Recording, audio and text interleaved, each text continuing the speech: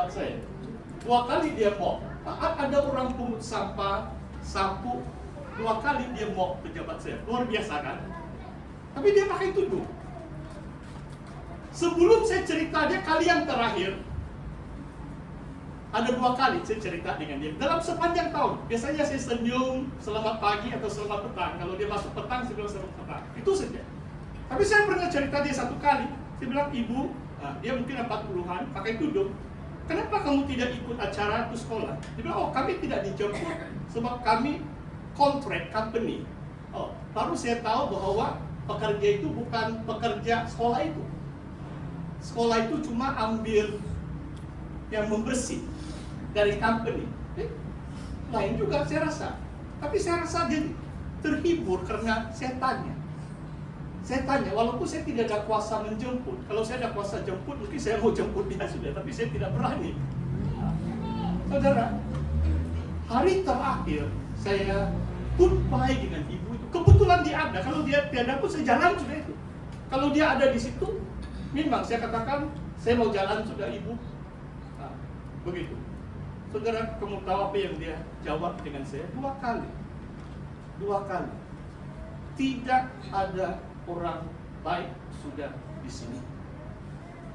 Dia ulangi itu, saudara. Tidak lagi ada orang baik di sini. Dan beberapa hari yang sebelum itu saya lihat tuh penglihatan malaikat. Dan saya tahu manusia tidak kira latar belakang mereka sangat memerlukan kasih atau hormat atau kindness. Christmas yang beberapa bulan sebelum itu saya pernah bagi dia angpau 50 ringgit. Menghargai dia, 1 pejabat saya setiap hari. Mop 2 kali seminggu. Dan dia jawab, tidak ada orang baik sudah di sini. Mungkin itulah sebab saya meninggalkan tempat itu. Susah mau hidup kalau tidak ada orang baik. Di sini 100 orang baik, toh. Susah saya mau tinggalkan tempat ini, penentua.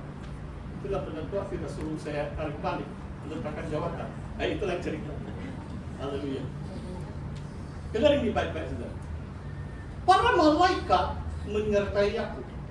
Dan saya percaya kalau saudara mentaati kehendak Tuhan, kita ini dalam suatu perjalanan hidup, Tuhan akan menyertai hidup saudara secara ilahi. Mungkin saudara tidak akan ketemu malaikat, tetapi banyak mukjizat lepas mukjizat saudara alami. Yesus berkata dalam amanat Aku, pergi. Kalau kita taat, kita jalan dan pergi mentaati Tuhan. Yesus berjanji, Aku menyertai kamu sampai kesudahan zaman. I am with you until the end of the age. Oh, luar biasa kan? Tapi syaratnya kita pergi. Kalau kita duduk selesa tidak mau melayani, tidak mungkin kita mengalami penyertaan Tuhan sehebat ini. Ketika saudara, saya mau cerita tentang ini Mahanaim dulu. Perkataan yang lain terdapat dalam Kidung Agung. Saya sudah kasih warning semalam, harap kamu dapat cari ayat ini. Kidung Agung 6 ayat 13. Waktu gadis sulam itu menari, disebut seperti tarian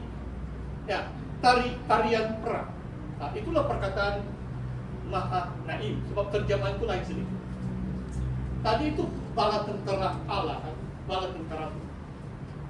Saudara, tarian kita mungkin pasti sebut 1 kali saja mungkin dalam rehearsal. Jangan anggap itu cuma kasih indah saja itu suasana. Penari rebana ada pelayanan secara khusus.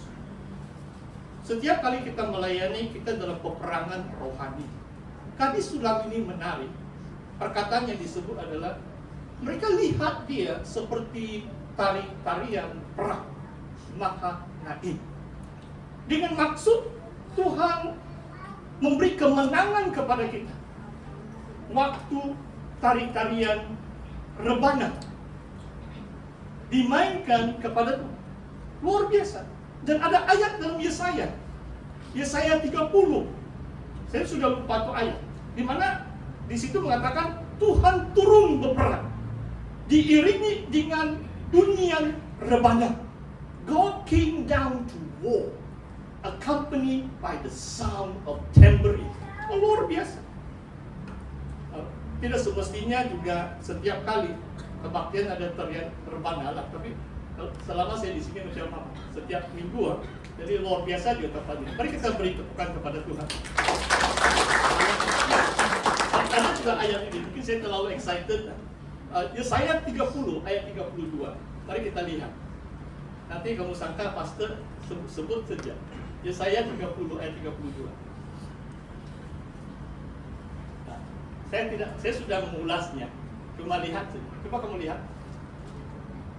Pukulan-pukulan Tuhan sedang berperang, diiringi rebana dan kecapi. Wahyu 14, 144.000 orang juga adalah bala tentara Tuhan Yesus menyertai anak domba. Apa yang mereka sedang buat? Mereka sedang main kecapi, gitar, sedang main kecapi. Luar biasa. Saya mau tanya sekali lagi. Tadi tentang umur si Yakub. Saudara tahu umur si Miriam? Waktu Tuhan membelah lautan merah dan mengizinkan umat Israel melewati lautan itu seperti di atas tanah yang kering. Apa yang berlaku? Keluaran 15, Miriam memimpin wanita-wanita yang lain untuk menari dan memainkan rebana. Miriam itu kakak, older sister. Musa waktu itu mungkin 81 tahun. Waktu Tuhan panggil Musa 80 tahun. Kakak dia mungkin 10 tahun lebih tua. Miriam kakak 90 tahun. Di sini gak ada wanita 90 tahun. Saya rasa di fitness apa baru 50 tahun. Nggak ada. Ya. Mau dekat 70 Dia sudah nggak pastor. Ya. Kita boleh lantik dia ketua penari rebana. Belum lagi 90 tahun. Jadi macam 1-2 kali saja ada ibu-ibu yang dikenal apa. Dekat 90 tahun Miriam main rebana memuji Tuhan waktu Tuhan beri kemenangan atas mereka. Luar biasa. Saudara, ini yang keempat, saudara. Coba kamu lihat ayat yang ketiga. Yang dikhawatiri, ditakuti oleh Yakub adalah abangnya Esau. Dia hantar lagi budaknya, hamba abdinya ke depan sebab dia balik tanah air kan. Dan tiba-tiba dia punya scout, dia punya pengintai lah. Sudah nampak abangnya datang dengan 400 orang lelaki. Wah, terus dia panik. Di sini mengatakan ayat 7, lalu sangat takutlah Yakub dan merasa sesak hati. Dia pikir abangnya masih sakit hati dengan dia, dendam, marah, mau bunuh dengan dia dan seluruh keluarganya. Saudara, kalau saudara sudah baca bab yang ke-32, waktu mereka bertemu, mereka saling merangkul. Esau dan Yakub pun menangis. Esau sudah mengampuni Yakub. Esau rindu dengan adiknya, tetapi Yakub rasa bersalah. Saya pernah menipu hak kesulungan dia.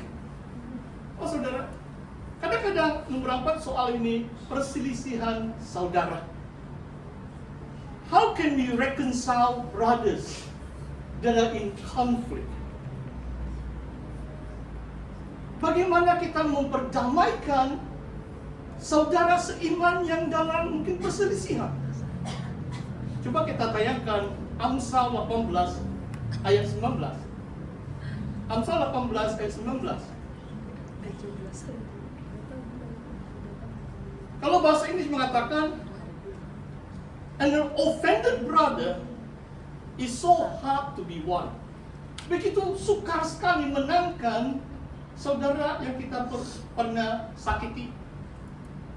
Kita jadi sandungan, mungkin kita menipu dia, membohongi dia, memfitnah dia dan sebagainya. Firman Tuhan mengatakan, a offended brother is so hard to be won over.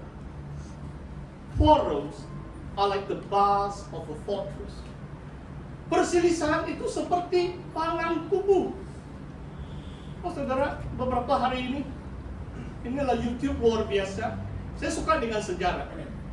Kalau saya tengok sejarah tentang abad yang kedua, ketiga Romawi pun, mereka suka bina itu fortress, sebab ini kerajaan Romawi itu kerajaan berdasarkan kekuatan tentara mereka. Di mana-mana mereka jajah, mereka bina istana atau castle atau fortress. Wah, susah untuk musuh-musuh mengatasi itu kubu kuat itu, palang-palang itu, tembok yang begitu tinggi dan begitu lebar. Saudara, ayat ini mengatakan bahwa saudara yang dikhianati atau rasa tersandung karena sikap kita begitu sukar untuk dimenangi. Mungkin ajaran firman Tuhan di sini adalah kita harus berwaspada. Bagaimana kita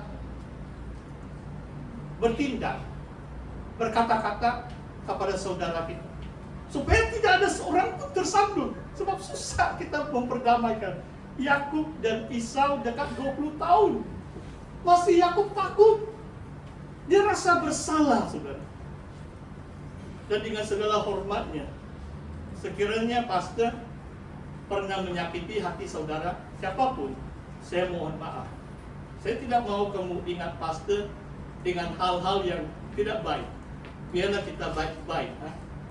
Maksudnya, minggu hadapan selepas khotbah, kita semua happy-happy.